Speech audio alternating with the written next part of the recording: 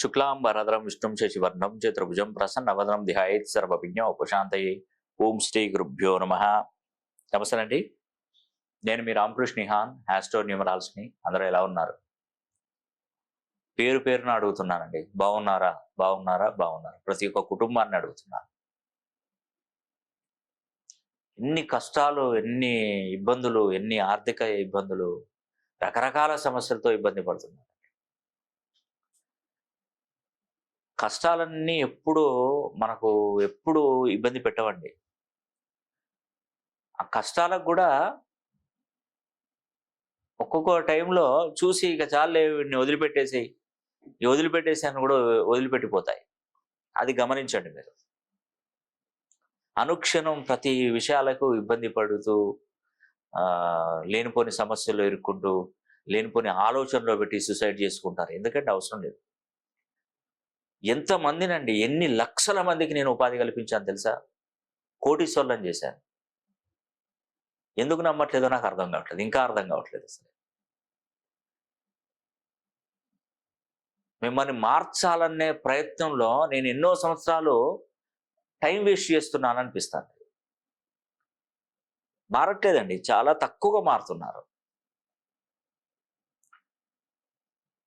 నా మాటను అర్థం చేసుకోవట్లేదు.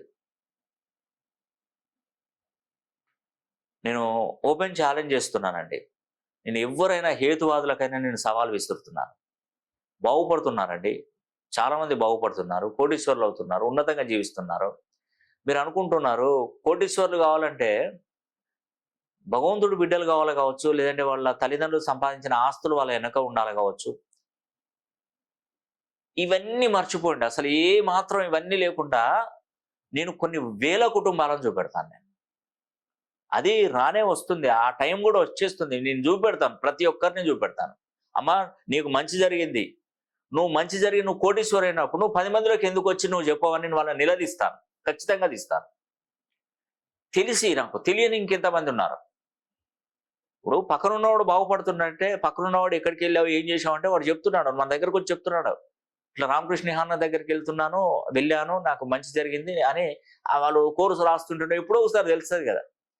తెలిసినప్పుడు వాళ్ళు అంచలంచలుగా ఎదిగి ఉన్నత స్థాయికి వెళ్ళినప్పుడు కోటీశ్వర్లు అయినాక మేము ఇతని దగ్గరికి వెళ్ళి కరెక్షన్ చేసుకున్నాము, ఇతని ద్వారా బాగుపడ్డామని బయటకు చెప్పలేకపోతున్నారు. మీరు గనక ముందుకొచ్చి చెప్పినట్టయితే వాళ్ళందరూ, నిజంగా చెప్తున్నాను, వాళ్ళందరూ బయటకు వస్తారండి.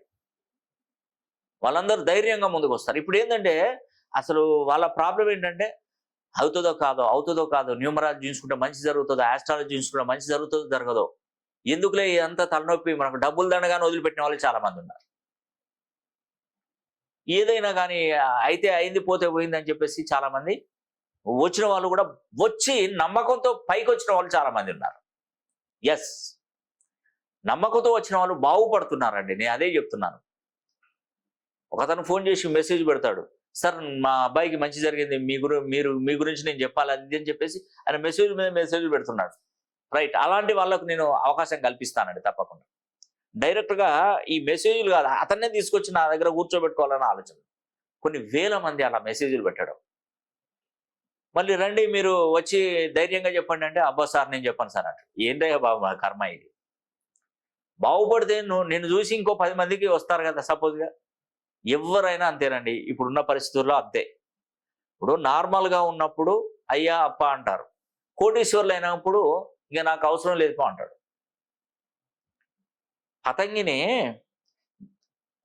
అది ఆకాశంలోకి ఎక్కే వరకే మనం బాధపడాలి. ఇటు గుంజాలి, అటు గుంజాలి, కిందికంటే కిందికి అది గాలిలో కలిసిపోయింది అనుకోండి, ఇక దాన్ని ఎవరు ఆపరు, అదే ఆరాంస తిరుగుతూ ఉంటుంది.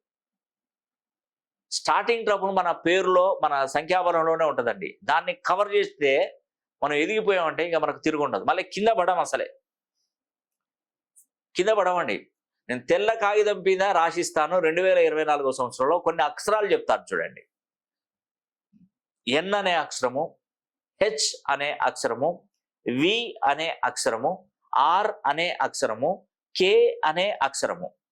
ఎన్, హెచ్, వి, ఆర్, కే, ఈ అక్షరాలతో పేర్లు మొదలయ్యేటువంటి వారు.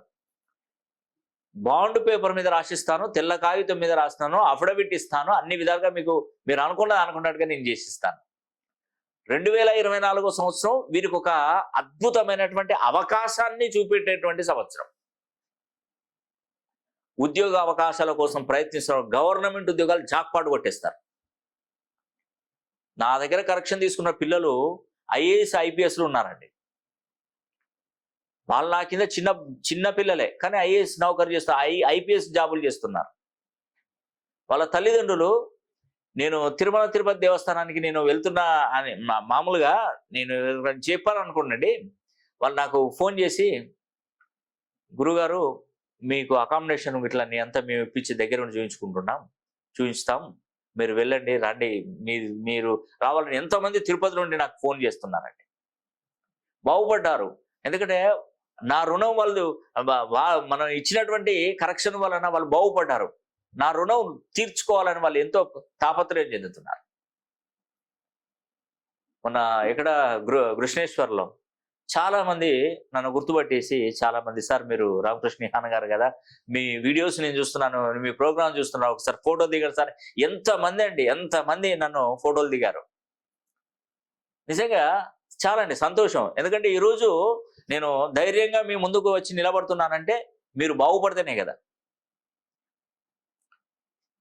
మీరు బాగుపడి ఉన్నతంగా వెళ్తేనే కదా మీరు నా విషయాన్ని ఇంకో 10 మందికి చెప్పేవారు. ఒక ఆవిడకు పాపం 40 years అవుతుందండి, మ్యారేజ్ కావట్లేదు. అమ్మాయి అంటే చెప్పుకోవద్దు, కానీ అమ్మాయి కొంచెం మనసు బాగుంది, కానీ వక్షస్సు బాగాలేదు. 40 years అయిపోయింది, ఇంకెవరు చేసుకుంటారండి?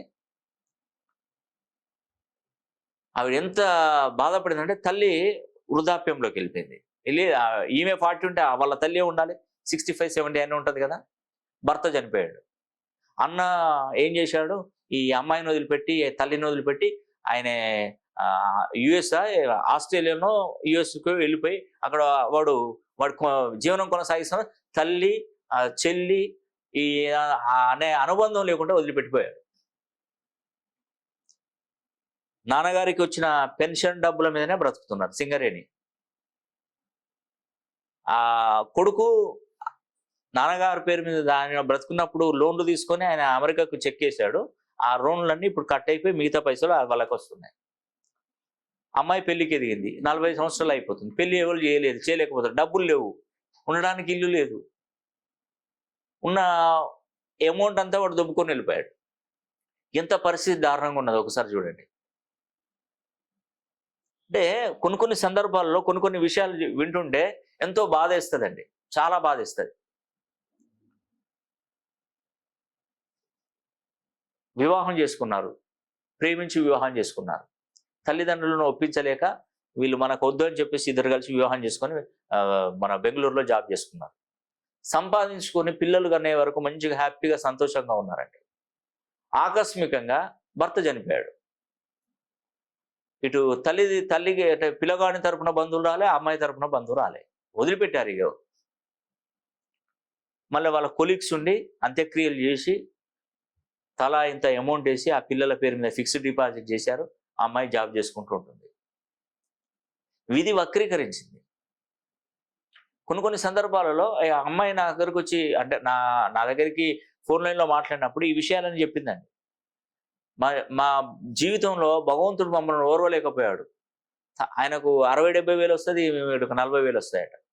నెలకు ₹1,00,000 పిల్లలు చదివించుకుంటూ ఒక అపార్ట్మెంట్ హ్యాపీగా ఎంత సంతోషంగా ఉన్నటువంటి జీవితంలో ఒక్కసారి అతని లైఫ్లో ఆయన చనిపోవడం అసలు ఆ బాధ వర్ణనాతీతం అండి వాళ్ళకి. పాపం నేను అనుకుంటాను, అబ్బాయి ఇలాంటి సమస్యలు వచ్చే ముందు ఒక్కసారి నేను నా దగ్గరికి మీరు ఎందుకు రాలేదని నేను అనుకుంటాను మనసులో. తప్పించేవాడిని కదా, సమస్య నుండి బయటపడే నా దగ్గర ఉన్నటువంటి ఎందుకండి తాళపత్ర గ్రంథాలు మిమ్మల్ని బాగుపరచడానికి తప్ప వీటిని దేనికి ఉపయోగిస్తాను. కొంచెం మనకు అదే అయ్యా ఇది కాలిపోతుందా అంటే మీరు దాన్ని ముట్టుకోరు కదా, బాధపడతా, నిన్ను అదే బాధపడతాను. ఇది కాలుతుందిరా నాయన అని చెప్తే అది పట్టుకోరు మీరు. నేనైతే చెప్తున్నానండి, నేను 28 సంవత్సరాల అనుభవం చెప్తున్నాను, ప్రతి ఒక్కరికి చెప్తున్నాను, మీ జీవితంలో మీరు ఉన్నతంగా జీవించాలంటే ఖచ్చితంగా ఆస్ట్రాలజీని, న్యూమరాలజీని నమ్మిన నమ్మకపోయినా ఒక్కసారి అట్లా టచ్ చేసి వదిలిపెట్టండి. టచ్ చేసి వదిలిపెట్టండి. దాని యొక్క ప్రభావం ఎక్కువగా ఉంటుంది. NHVRK ఈ అక్షరాలతో పేర్లు మొదలయ్యేటువంటి వారు. అక్షరాల నేను చెప్తున్నానండి, లక్షల రూపాయలలో, కోట్ల రూపాయల సంపాదన పెరుగుతుంది.